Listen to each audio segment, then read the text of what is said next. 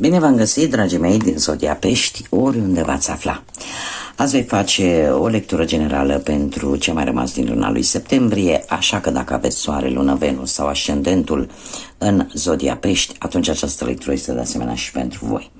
Desigur, înainte de a începe, trebuie să vă mulțumesc tare mult pentru răbdare, pentru înțelegere. Nu am reușit să public așa cum mi-aș fi dorit de des și de asemenea trebuie să vă mulțumesc tuturor pentru comentarii, pentru like-uri, pentru simpla voastră prezență la fiecare lectură pe care eu o public. Bun, haideți, dragilor, să vedem cu ce energie terminați această lună septembrie, această primă lună de toamnă. Și să vedem care este energia dragilor din Pești pentru acest final de septembrie.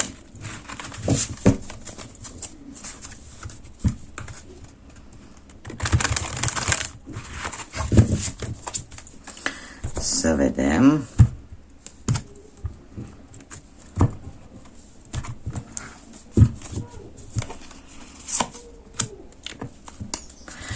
Dragilor, cred că astrele sunt cumva în așa manieră. Nu m-am uitat, de ce să fiu ipocrită, nu vreau să mint. Nu am avut timp, de fapt, să o fac.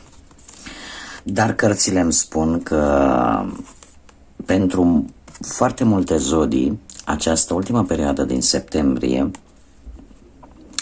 este o perioadă în care se încearcă protejarea a ceea ce voi ați muncit o lungă perioadă de timp. De ce? Pentru că acest 9 de primăvară sau 9 de bâte mi-a căzut ca și energie la foarte multe zodii, cu mici excepții.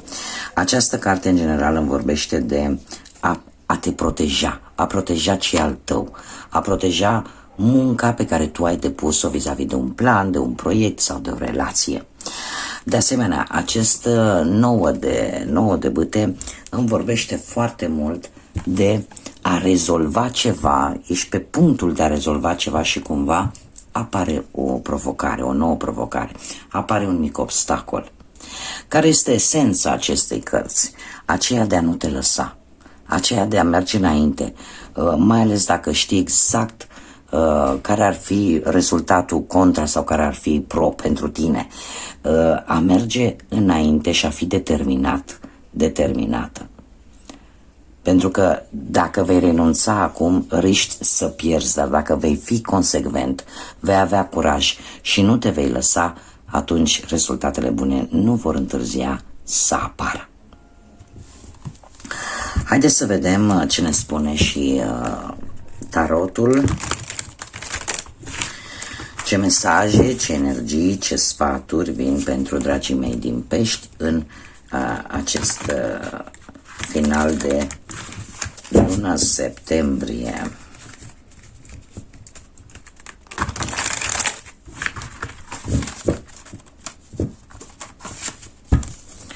Haideți să vedem.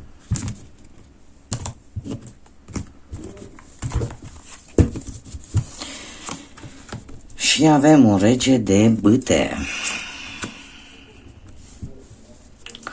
un as de monede, un as de bâte, un 4 de spade și un rege de monede. Îmi cer scuze. Bun, ce observăm? Avem deja 2 regi și avem 2 ași. Asta îmi vorbește de două persoane destul de importante, poate pentru unii dintre voi, iar acești 2 ași, care reprezintă numărul 1, ne vorbește despre un pic de egocentrism. Asta ce înseamnă te gândești un pic mai mult la tine. Care, sincer să fiu, e un lucru destul de rar întâlnit la voi, dragilor din Pești. De ce? Pentru că, cum am mai spus și în alte lecturi, voi sunteți ca un burete așa care absorbiți toate problemele celorlalți și numai la voi nu vă gândiți, pentru că de multe ori absorbiți atât de mult încât parcă uitați de voi și această mare calitate pe care voi o aveți, la un moment dat poate să joace împotriva voastră. Așa că, revenind, numărul 1 ne vorbește de inițiativă, ne vorbește de a te gândi mai mult la tine, de a vedea care este potențialul tău și de a profita de anumite oportunități noi care vin în viața ta. Cumva, cam tot ce gândești sau tot ce îți dorești se poate îndeplini, dar trebuie să le manifesti, trebuie să le ceri, trebuie să gândești pozitiv și atunci totul va fi bine. Da? Așa că cumva ai așa o perioadă, sfârșitul ăsta de septembrie, în care parcă îți place să lucrezi mai mult singurel, singurică. Haideți să vedem situația actuală. Situația actuală, avem un rege de bâte, semne de foc, berbec leu săgetător, poate vă spune ceva. Acest rege de bâte este posibil să ne vorbească de o persoană, poate din viața voastră, o persoană pe care nimeni nu poate opri, care ea nu este frică de provocări și care cumva vede poate o relație pe termen lung. Dacă nu e vorba de persoană și e vorba strict de tine și de o anumită situație relaționată cu tine, cam același lucru, ești hotărâtă să nu te oprești vis-a-vis poate de o anumită situație, să nu-ți mai fie frică de anumite provocări și, cum am mai spus, să vezi, să faci un proiect pe termen lung, da? Să te orientezi un pic mai mult către viitor. Dacă poate că în acest moment treci sau traversezi o perioadă destul de grea, trebuie să vă spun că este temporară, iar toată această perioadă grea prin care poate ai trecut în ultima vreme nu a făcut altceva decât să te întărească și mai mult și eu aș spune că e posibil să apară o persoană cunoscută dintr-un semn de foc care cumva să te poată ajuta să rezolvi o anumită problemă. Nu știu, poate să fie plecând de la un tată, bunic, frate, socru sau chiar un șef sau asociat și care să te poată ajuta într-o anumită problemă. E posibil la locul de muncă să ai pe cineva în care să poți avea încredere și care te poate ajuta, poate pe unii dintre voi chiar să găsiți și un loc de muncă. Dacă vorbim de bănuți, ai istețimea necesară să obții anumite lucruri care, la rândul lor, pot duce la un câștig de bănuți. Așa că ești pe drumul cel bun. Dacă vorbim de dragoste, se pare că cei care sunteți într-o pereche, într-o relație, începeți să faceți lucruri împreună și în felul ăsta să traversați așa o perioadă stabilă, liniștită, iar cei care totuși nu au o situație extraordinară, e un pic mai negativă, ar trebui să lucrați amândoi la relație. Da? Nu să fie unul într-o parte și celălalt în cealaltă. Cei singurei se pare că în acest moment ați descoperit pe cineva care are sentimente vis-a-vis de voi și are o grijă așa aparte, încearcă să vă protejeze. Ce nu mai acordați așa multă importanță, este foarte interesant, avem un as de monede. E posibil să fie avut într-un trecut nu foarte îndepărtat o oportunitate de a face ceva bănuți. Totuși, din anumite motive, sau poate, nu știu, vi s-a oferit o nouă responsabilitate la locul de muncă. Totuși, nu e ceva care să vă intereseze foarte tare. Chiar dacă poate vi se oferea un câștig în plus. E ceva care nu prezintă interes și care, eu aș spune, că are foarte mare legătură cu partea asta materială. Da? Pentru alții aș putea să zic chiar că ați avut parte de o nouă iubire în viața voastră, dar care, nu știu, posibil să fi fost decât interes material și cumva nu mai prezintă interes pentru voi, mai ales că voi sunteți o zodie de apă și la voi sentimentele, emoțiile totuși sunt mai accentuate, sunt mult mai importante. Ce vine către voi în această a doua jumătate a lunii lui septembrie? Și avem un as de bâte. dragilor, către voi. Acest as de bâte e o carte foarte pozitivă, care ne vorbește în primul și în primul rând de încredere în intuiția ta.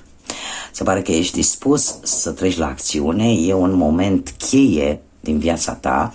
De ce? Pentru că e posibil ca o idee foarte bună să-ți vină și să ai un început așa pe cai mari, un început cu foarte mult potențial. Dacă vorbim de muncă, e posibil să ai o viziune nouă vis-a-vis de viața asta profesională, o viziune nouă foarte promițătoare și care să-ți aducă lucruri pozitive pe planul ăsta profesional. Va fi poate un mare succes din punctul ăsta de vedere profesional pentru tine. Dacă vorbim de bani, se pare că bănuții sunt totuși în creștere, nu știu, poate primiți vreun cadou, poate primiți anumite încasări de bani, nu știu, dintr-o moștenire sau din vreun premiu sau dacă nu sunt bani, atunci poate să fie bunuri de valoare. Adică cumva totul va fi în favoarea ta din punctul ăsta de vedere material. Dacă vorbim de dragoste, e o etapă foarte pozitivă pentru unii dintre voi care se află într-o relație și mai ales atunci când există înțelegere și pasiune. Cumva unii dintre voi e posibil să iubească pe cineva în secret și e momentul foarte oportun să îți arăți adevăratele sentimente vis-a-vis de această persoană. Iar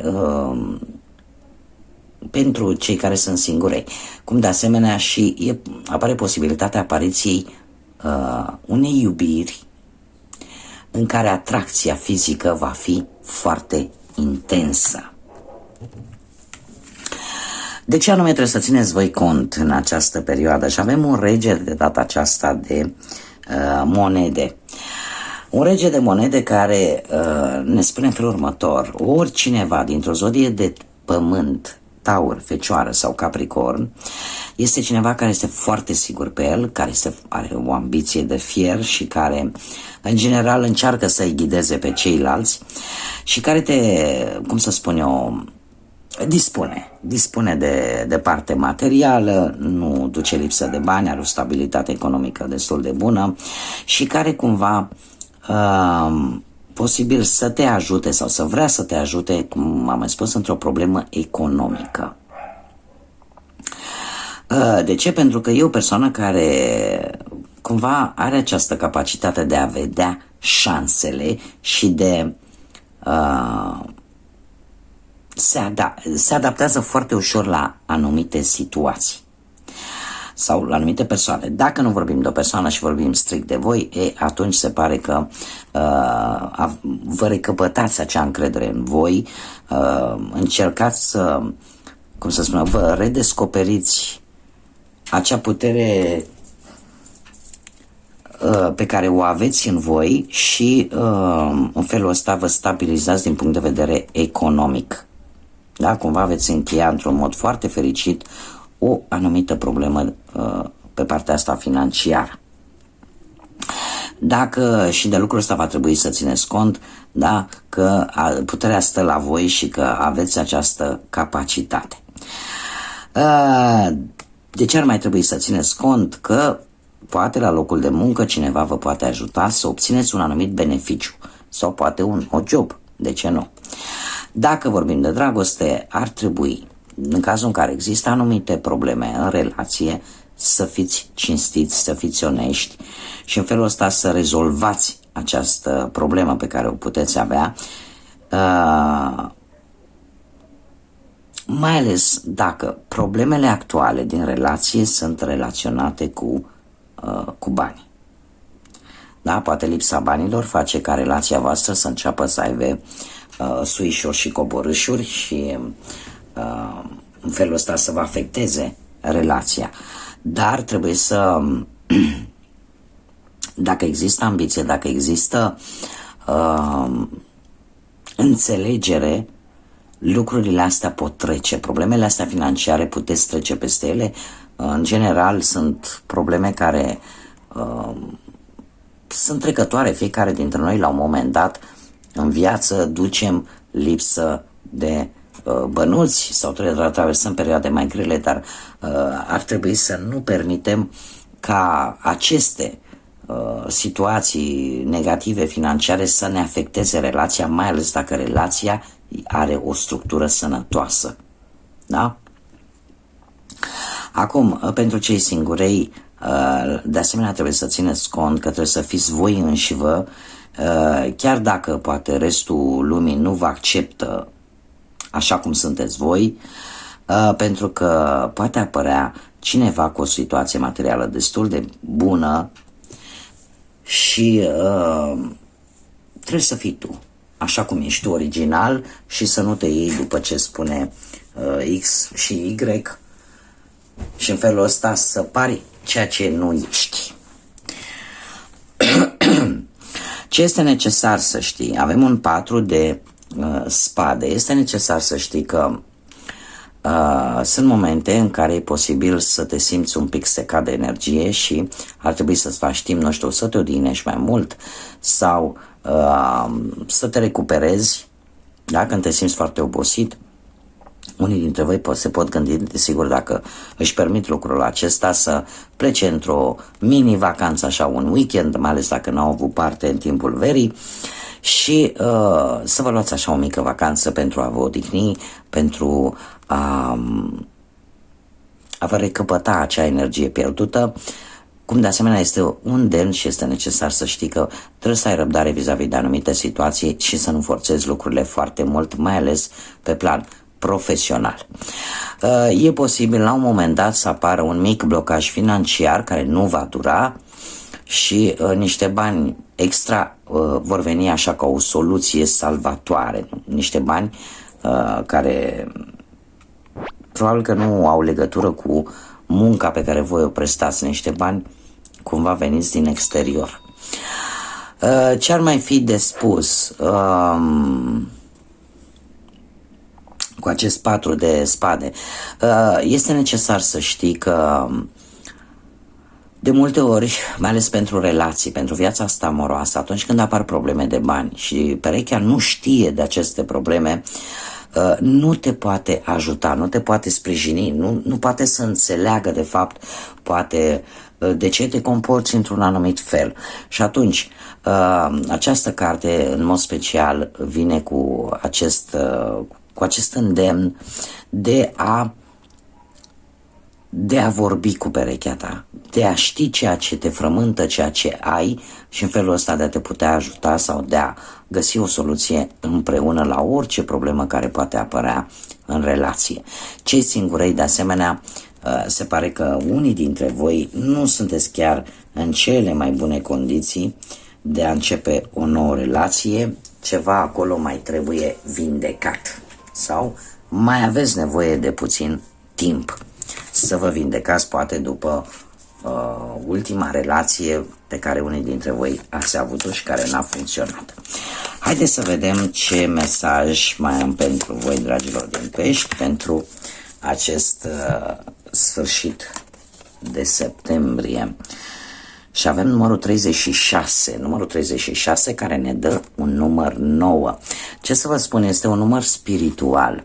Este un număr care ne vorbește de compasiune, de generozitate, de fructificare, de realizare, dar în același timp ne vorbește și de responsabilitate. Cumva este numărul care ne vorbește de a culege ceea ce ai semănat până acum și de a te pregăti pentru o nouă etapă care vine în viața ta. Ce ne spune acest mesaj? Se pare că reușita, fericirea și plenitudinea vin către tine. Bucură-te și celebrează viața. Un mesaj mai clar de atât nici că se putea, se pare că lucruri, chiar dacă veți avea ceva mici blocaje, totuși cu perseverență și cu dăruire și cu dorință puteți trece peste ele și în felul ăsta veți reuși să vă îndepliniți poate un plan, o dorință, un proiect care pentru voi este important. Iar asta îți va aduce reușită, fericire și acea plenitudine, acea mulțumire care vine către tine și în felul ăsta te vei bucura și vei trăi viața într-un mod mult mai liniștit, mult mai frumos decât până acum. Bun, dragilor, aceasta a fost lectura pentru voi. Eu vă mulțumesc pentru prezență. Vă doresc să aveți un sfârșit de septembrie cât mai liniștit, cât mai clar, cât mai plin de vești bune și de multă energie pozitivă. Și, bineînțeles, pentru cei care sunteți pentru prima oară pe acest canal și nu numai, nu uitați de lăsați un like, un comentariu, abonați-vă pentru cei care n-ați făcut-o până acum. Eu vă aștept pe toți cu mare drag să creștem această comunitate atât de frumoasă a florilor de lotus. Până data viitoare când ne vom revedea, dragilor, să fiți iubiți!